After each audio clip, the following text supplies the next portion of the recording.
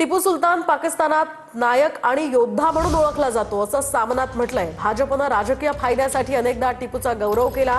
भाजपनं फायद्यासाठी टिपूची कबर खणली, पण त्या कबरीमध्ये तेच पडलेत असंही सामनात म्हटलंय। नेमकं काय म्हटलंय सामनात सविस्तर पाहूयात। टिपू सुलतान हा भारतातला असला तरी त्याच्या शौर्यामुळे पाकिस्तानात त्याला एक नायक म्हणून ओळखलं जातं।